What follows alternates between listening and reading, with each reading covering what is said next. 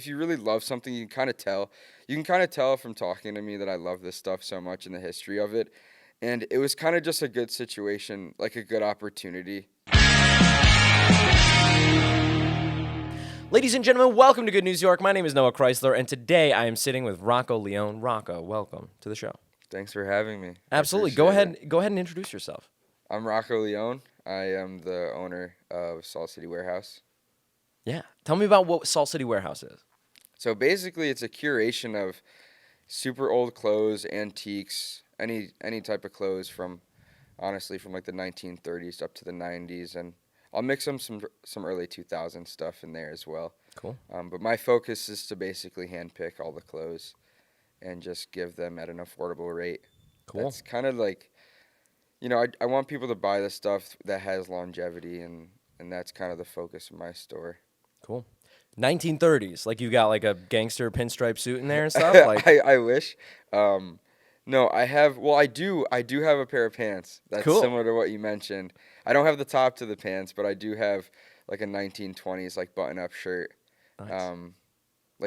So in the 1920s they didn't have collars on their shirts yet, so this brand called Arrow, you've probably seen it before if you ever thrifted, but this brand called Arrow would make the collar for the shirts. So I have a shirt that has like a built-in collar in the 1920s. I mean, it's normal to us now, but it was never a thing back then. So in the 20s, like Arrow. So the shirts would have like, no collar, and it would just be kind of like a rectangular around. Wow, that's really cool. I did not know that at all. That's super cool. I feel like when I watch The Great Gatsby, everybody in that movie, I've never actually seen the one with Leo, but I feel like they have collared shirts in the trailer. Am I wrong? I don't know. Yeah, well, it was so they put the collars on afterwards. Okay, got it. So they attached the collars afterwards. So Sure. for a while in the 1920s, like Arrow was advertising as like, all right, this is the collar shirt. So you put the collar. You might have to fact check me on that. I read that a while ago. So hopefully I'm not lying. No, it sounds right. I love it. That's now true. We endorse that here at Good News York. That's real news for sure. Tobey Maguire for sure has a collar on his shirt. That damn trailer. Anyway, cool. Beautiful, dude. You look awesome as hell. Tell me about what you're wearing. What are you wearing? Yeah, I'm wearing some 1940s military trousers. Just a white beater. This is an Eddie Bauer. This is like a 90s Eddie Bauer, patchwork loop collar shirt. And then my beautiful squash blossom here, actually, from my favorite jeweler who's right across from my shop. How cool. Shout out to Bronze. What is this squash blossom? Is that a type of jewelry, or is that just this design? It's like the style of necklace. It's Okay. like the style of necklace. Cool. I wish I was more knowledgeable about it, but I just got into the turquoise stuff, and I saw this, and my boy Bronze put me on a layaway plan because it's quite expensive. So, Bronze, I'll pay you back at some point soon. But yeah, I mean, something simple. Cool. Yeah. You look good, dude. Thank you. I appreciate it. I dress like a slob. I dress like slob I like upscale slob professional, but like functional. Yeah, it's kind of my vibe. No, you look good, man. Oh, thanks. I don't know. I'm very, I don't know. Can I tell you? Here, I'm going to open up to you, Yeah, okay? go My ahead. mom would take me to the mall when I was a kid, right? And we would go around Kohl's and stuff. And it was just a nightmare. And I'm like, just 4 hours sitting there as my mom, who was like 40 in her 40s at the time, it was the worst. And I hate shopping now. I'm just like, get in and get out, which is terrible. Yeah. I need to spend more time doing it. No, because when you were a kid, your mom would take you, like you said, and you would just kind of sit there and like figure out what to do next, or run around the store, or just be like, what's going on? But there's so much intuitiveness to it that people are usually like opt to doing. But I don't know, it's just something I dove into. But like you said, I want to make that into a space where people can shop comfortably at my store. For sure. Or they can find something that they didn't know they needed. Yeah. You okay. know? Yeah. Or like to challenge themselves if they want to get into something new or want to start dressing a certain way that fits more of what they're trying to go for. I want that to be an outlet. Awesome. Yeah. So tell me about the the story of the store. How long you been in business? So it's only been 8 or 9 months. Wow. I've been doing vintage for probably like 5 or 6 years. Post COVID, I worked several jobs. I worked at UPS, then I got a job at Dick's, and then I found myself at Foot Locker this was pre my digital marketing experience while I was waiting for a call back. Um, and at Foot Locker, my buddy Brian McManus, shout out to you. He was my manager at the time, and he was from Buffalo, and he would just wear vintage T-shirts to the shop, and I was like, dude, that's such a sick T-shirt. And then he got me into it, so I just started thrifting, and that was 2020, and then throughout 2020 and into 2021, I basically made my own collection with not really like planning to do events in mind, but you basically hoard the stuff, and then you kind of just like are just like, okay, I have too much, I should try and like sell this stuff. So that's kind of really how it interesting. started. Yeah, now I'm So to the you point you where would I buy am it now. for you. You would buy your own stuff. Hey, I like that. Look it on me. And then Yeah, you'd develop a collection. at first, and then I got into the mindset of like maybe other people would like this stuff as well. Um, Cool. yeah, the industry's a lot different now, but that's kind of how I got started, Got it. and it kind of is how I still approach it. Yeah. Everything in my store is, I want to say handpicked. I mean, some of the stuff people bring in, and I decide whether I would like it in the store or whether I like it myself. So, yeah, Cool. to that extent. That's awesome. So you started the store about fall of last year or so? Yeah, so September. I started moving stuff in August, and then September was the really, the start. Cool. Wow.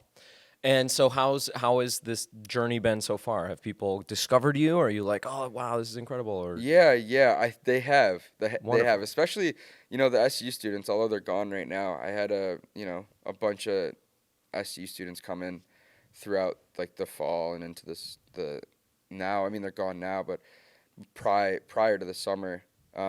But the best thing is like random people that are from Syracuse that don't know the McCarthy Building, and at least in the basement is a thing. But the best thing is when people are visiting Syracuse and then they discover the shop, and they just love it. The biggest thing for me is coming into the shop and experiencing the shop, and you don't even necessarily have to buy anything. People will say super nice things to me about, the aesthetic I created, or, just the items I have. Even if they don't buy anything, that's good enough for me, and that's the biggest feedback. So Cool. I enjoy that part, that Absolutely. aspect of it. Absolutely. What have you seen to be like the most effective like marketing stuff that you've done? Like what has actually gotten the word out successfully to people in the area? So I did actually do a commercial. Oh, cool. I forgot with what I forgot with what news channel. But I did do that. That was pretty good actually. I got a few calls from some older folks who were willing to come in and sell me their clothes and stuff like that. But Instagram's the biggest driver, and I think word of mouth through events. That is something I need to improve on, though, is my marketing, what's the word? Energy, marketing, ethic, like, no, work ethic towards marketing, like doing it better than I do now. Because I'm pretty lazy, I work the other job, but you know what I do? I let my store and my items do the talking for themselves. So I really rely on word of mouth, which as for business acumen, I don't know if that's like the best avenue, but that's kind of what I want it to be. It's like, hey, did you see the shop? I was down here, and then they come visit, and then they tell their friends that way. But I try to make my Instagram as like aesthetically pleasing as possible. I That's don't the think biggest that to me it doesn't sound like you're lazy at all. It sounds to me like you have two jobs, right? And one of those jobs is a business that you own and started, right? Which is Yeah. like, I mean, that's really, really difficult. And you're managing a retail store, right? Which takes hours and hours of time, right? And then you're also, not only are you managing and selling things in a retail store, but like you're buying items and curating items for the store. Like that sounds like a lot of work to me. Yeah, from the outside looking in, it might seem difficult, but it's like something I've naturally took upon myself to kind of, enjoy. Like it's really fun to me, so it seems less of like a job, Yeah. because I'm around like so many things, and I'm always, working with clothes and trying to make the store look nice and stuff like that. So sometimes I forget like all the work that goes into it. Although, I was just tagging a bunch of stuff that, that's time consuming Sure. and stuff like that. So that stuff's a little tedious, but Yeah.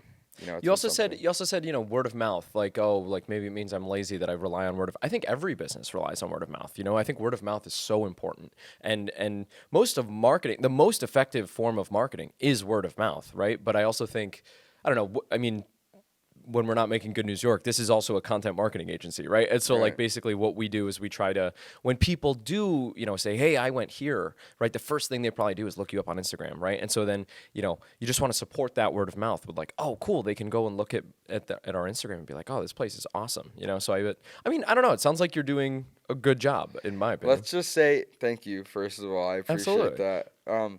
Let's just say like there's a lot of things I could, you know, be doing, or there are a lot of ideas that have been pitched to me that I, haven't tried to do. Like what specifically? Sorry, I'm a marketing nerd, so I can talk No, about this it's forever. okay. It's okay. No, actually, you know what I was gonna say? I'm just hard on myself. So if I see someone else doing something as a marketing tactic, I'm like, should I do that? Do I really want to do that? It may cost money and stuff like that. I mean, like boosted ads, getting in the newspaper, stuff like that. Because I am trying to target. This might sound, I don't know, bad or whatever. Like, I'm trying to target older folks who might be trying to get rid of their clothes. The older the clothes are, the more, value they have for me. I view my store almost as like a mini museum, but you can also buy old clothes there to an Nice. extent. So it's just trying to find stuff like that. So whether it's in the newspaper or doing another commercial, for example, like it was a great opportunity, but I have to be smart about like where I'm putting my money, and in terms of like inventory stuff. Like my mom, she worked in retail. She studied retail in college, and she's like, we should do inventory for your store and mark all these items, make sure the numbers are on the items, and do it that way. And I'm just like, that's a great idea, but like I don't want to put in that effort, and I probably should be doing it, but it's like I'm just gonna price it. If it sells, it'll be in the square. It'll be in the square system, and that's what I'll do it. Were That's all I'll you do it your as. clothes didn't have tags when you first opened the shop? They have tags, but people Got it. do inventory where like they'll mark the, like they'll put a random number and it's in their inventory. System or whatever. Yes, Got yes, it. that's Okay. either on. The SKU or Yeah, whatever. yeah, the Got it. SKU number exactly. So the same way I was doing it at Foot Locker, each shoe had like a SKU. So like I would scan it. Okay, we have this, this, and this of it, right? And then I'd go in the back and I'd get the shoe. So basically, yeah, the SKU number. And I And so your don't. mom's like, you got to do that, and you're Yeah, like, she's I like just want to run a she was cool like, yeah, place. she was like, that would be a good idea. And I'm like, I mean, that's a great idea, but like, do I put my effort into that? Would Right. it be worth it? I mean, it might be, but that's when the laziness, creeps in. It's like, should I Honestly, do this and should I not? I have a subjective opinion. I've never run a retail clothing store, so what the hell do I know? But like to me, that sounds like maybe that would help logistically, I guess, like Yeah. for organizational purposes. But I think to me, like what you're talking about with marketing, right? If if it's a museum, if the appeal of coming, right, is like this is a cool museum where you can buy things, which is awesome, right? I think what you were talking about, right, where it's like I want to appeal to more people, especially older people who have older pieces. I don't think there's anything wrong with that. You were like, oh, maybe this sounds bad. I don't think that sounds bad at all. The thing is, like, it's not morbid, but the way I source some of my stuff is like estate sales, Yeah.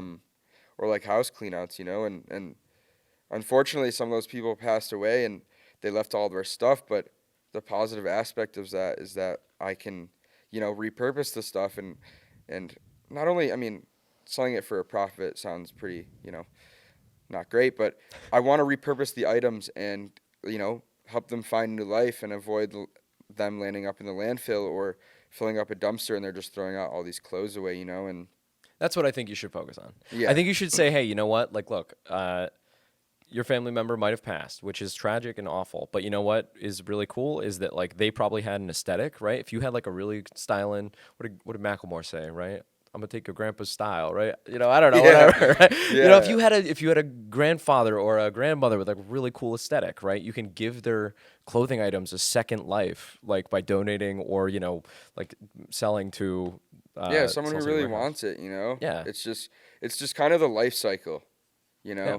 So there's like a weird aspect and there's like a positive aspect, but that's kind of the way I look at it in terms of, that avenue of sourcing clothes. Yeah. No, and I think that's cool because like once you get like, and you already have a great collection of nice clothes, right? And that will draw more people in, I think, just to be like, oh wow, it's growing. And Yeah, so it's you never ending. It's Yeah. never ending. you mentioned that you are also expanding, correct? Yeah, so on July 1st, yeah, my space will be doubled in the size. This is my first announcement on good news. So, yeah, starting in July, I'll have like, 120 or no, 1,000, I think square feet. Wow. So double the space. So come check it out. I think I might do a sale, maybe not. We'll see. Um, Cool. but yeah, so I'll be doing that on starting July 1st. So my space will be even bigger and better, and I'm very excited about that. So I can Wonderful. kind of build it out, and I want people to shop comfortably, so they'll have bigger Cool. space, and That's yeah, exciting. yeah, Are thank you? you. Maybe we don't have to talk about this if you don't want to, but like I don't know. It sounds like the store's kind of taken off a little bit. You're doubling the space. You're thinking about hey, doing this full time type of a thing. I'm not sure. Sure. I'm not sure. As much as I'd love it to be, I love my other job and all the security that comes with that. Sure. But it's just an attest to, my passion for the clothes and my passion for, antiques and stuff. Cool. If you really love something, you can kind of tell. You can kind of tell from talking to me that I love this stuff so much and Mm-hmm. the history of it. And it was kind of just a good situation, like a good opportunity for me to kind of take over the space next to mine. Um, my friends, they used to have a shop right next to mine. Shout out Allie and shout out Johnny. Allie ended up moving to Charlotte, and Johnny's still here, but he's doing events, local events, and they sold vintage clothes. And the space next to mine kind of, was open for a while, and I reached out to Jackie. Shout out to Jackie, who works for the McCarthy Building and kind of operates the lower level. And I was just basically like, hey, like, can I shoot you an offer for the second half of the space? And we worked out a deal. And they took the wall down, and yeah, so it worked out well. And yeah, I mean, I'd like to say I kind of have some what the kids are saying motion, but I just want to have a bigger space and make it, even better than it is. And Wonderful. that's kind of like a natural thing that it was a combination of a good opportunity and me, trying to build my business. So Cool. Um, awesome. Tell me more about things about fashion and vintage clothes that I don't know. What are some cool areas of knowledge that you have? yeah, so basically, a lot of people don't really know how to distinguish what's old and what's not. But if you're ever at a thrift, I'm giving out some secret sauce right now. If Here you're we ever at go. a thrift and let's say you're looking for t-shirts, that's like the entry level. T-shirts are like the entry level to get into vintage clothing. The single stitch, for example, is one thing. Um, Can pre you maybe you need to like really put this on the floor for what is a single stitch t-shirt? Yeah, so it's hard to explain because I'm not wearing it right now, but most t-shirts have, double stitches, so it looks kind of like this, and it has a little like bump. Um, Got it. Okay, the ridge where it's yeah, like yeah. So it's meets. double stitched on the arms, and then it's kind of double stitched on the top. Um, so in 1967 and 1998, I said 1967? That's my fault. 1997 and 1998, I might be wrong. Those dates might be different. It might be 1996. Prior to that, everything was single stitched. So instead of that little perforated bump, it was just one stitch on the arm and on the bottom and, at the top. So pre that, so you could date that immediately, Hmm. So if you see a single stitch or like a thick neck on a t-shirt, that's immediately, pre pre 90s or vintage. Although brands like Hollister and Abercrombie and J. Crew and other, good brands, they've been replicating that in like the early 2000s and the 2010s and even now to kind of replicate vintage t-shirts. But that is one example of like a vintage t-shirt. Interesting. And a lot of things made in USA. You know, a Hmm. lot of things made in USA were made, pre 90s, 2000s. I mean, 2000s is becoming like vintage now, but the true vintage stuff was either made in like Japan or Korea, um, um, in the USA. So that's kind of what I focus on, and I focus on the tags. That's another thing. Is the screen printed tags is a big thing. That's Screen newer. printed tags. It means What is a tag? so a tag is just the back of your shirt. A lot of people cut them off. Got it. So Okay. on the back of your shirt, Sure. it'll either come down or be sewn directly to the shirt. Hmm. So mine right now is directly like sewn onto the back of the t-shirt or the shirt. Um, but newer brands are just doing the screen print, which might fade off and it'll usually have the size, but tags will have like the size where it's made. Um, let's say it's like 100% cotton, and stuff like that. So that's like something I look for.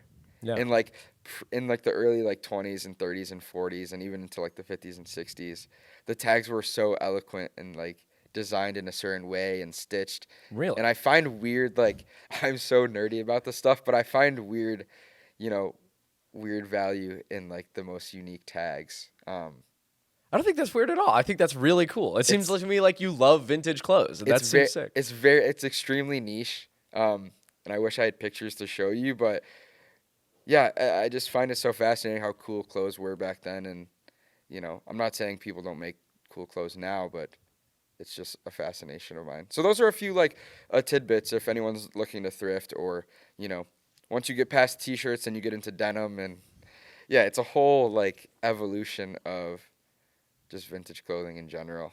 Once you get past t-shirts into denim. So if I was to find a piece of thrifted clothing, one piece of thrifted clothing that Rocco would endorse, if I went and found it, it would be a single stitch T-shirt, probably Yes. pre 1996, that Yes. has a cool custom tag on it that was likely made in the United States or Japan or Korea, pre 1996. Yeah. Yeah, yeah. So Japan and Korea, they were like big in the 70s. In terms of like 90s stuff, it's like, the Hanes, the old Hanes tag, Hanes Beefy, um, Anvil's a tag that you should look out for. Hell yeah. But yeah, absolutely. It's I don't want to say it's the number one seller, but like I said, it's the entry level for vintage. So if someone comes into my store, they're not sure what even going on in the store, what the stuff is, they can look in the t-shirt rack and be like, oh, this is a cool t-shirt. The same way they do at PacSun.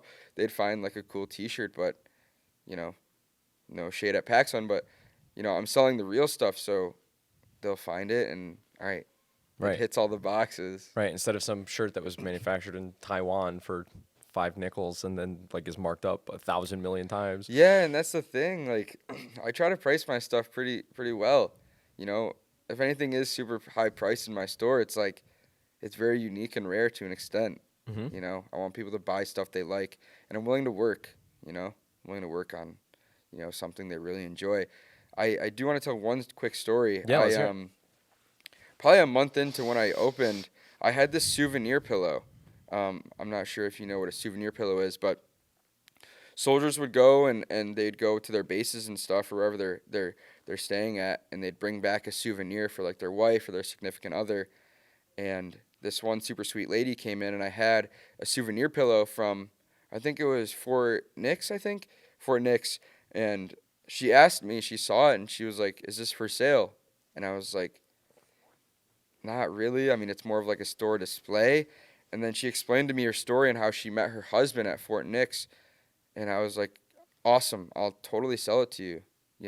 So I gave her a price, and she ended up buying it, and she was very happy about that. But that is a prime example of, just giving someone something that would be much more useful and more significant in their hands than just as a display in my store. For sure. Um, Oh, how cool. yeah, so that Oh, was that was cool. that's so cool. Yeah, that was awesome. Oh, I love that. Beautiful. You got any other stories? So what is it like, when somebody comes into your store? So we've talked a little bit about, hey, you're kind of looking for donations from older folks that, hey, these items are not being used anymore. And we've talked about that. Who is the type of person that you want in your store? You're like, what are they thinking? What are they concerned with? What are they trying to do? Tell me about your customers. It's kind of a wide range. It's kind of a wide range, anywhere from like like upper high school to college level, but also older folks as well. I sell a lot of Oxford T-shirts. The way it's hard to describe if you've never been in my store, but it ranges from so many items. It goes from the basic T-shirt, but then it gets into Oxford T-shirts or Oxford shirts, so something similar to what you're wearing right now. Made in USA, Brooks Brothers. Good Levi's denim. So I want to make it so that I can hit those high school students, with the T-shirts and, maybe the baggier jeans, all the way up to, older folks that are, stylish or looking to, you know, improve their appearance. I mean, they might think less about their appearance. But, something functional for work, but also if you want to go, casual as well. You can kind of hit both, anywhere from, like I said, t-shirts to Oxford shirts and like dress, more dressy stuff as well. So I want to hit like everything, Cool. for every person. Beautiful. Rocco, is there anything that we didn't touch on that you're like, I really want to talk about this, and I didn't get a chance to? Not really. Not really? No, I mean, Beautiful. no. Well, I cool. Thank you so appreciate it. much for coming on, man. How can Yeah. people find you? Yeah, so find me on Instagram. That's probably the best way. It's at Salt_City_Warehouse, but the warehouse is WEAR instead of ARE. So yeah, find me on there. You can come visit my shop at 217 South Salina Street. I'm open Thursday and Friday 2 to 6, and then on Saturday 12 to 6 and Sunday 12 to 4. Cool. Yeah, so come stop by. Beautiful. I really appreciate it. Absolutely, dude. Thank you so much for coming on. We appreciate it here. Ladies and gentlemen, thank you for watching the show. Guys, this is Good News York. It is a production of Clickstream Studios. We just took over the old Spaghetti Warehouse location. We are here at 689 North Clinton Street. If you run a local business or you have like a local nonprofit or anything like that, and you're looking for digital marketing, you're looking for content marketing, any sort of digital marketing online, we are a full-service content marketing agency. Right now, we are taking on 2 more clients at our current price point before our prices go up. Basically, the way it works right now is you come in, during one day a month, we shoot you a ton of content, and then we basically do it all for you, and it all gets published to your social media for you. We then meet with you once a month to kind of go over the analytics and show you, what's working and how we kind of want to change things into the next month. Everything's month to month. There's no contract, and if you're interested, you can go to call.clickstreamstudios.com. You can book some time with me. You get about 30 minutes. I'll learn everything I can about your business. I'll give you a plan that I'm like, hey, we would do this for you, or you can do it by yourself if you are interested. We give that to you for free. You can go to call.clickstreamstudios.com to go and find that. And thank you so much to Ads on the Go. GetAdsOnTheGo.com. Thanks for watching, guys. Have a great day. Bye-bye.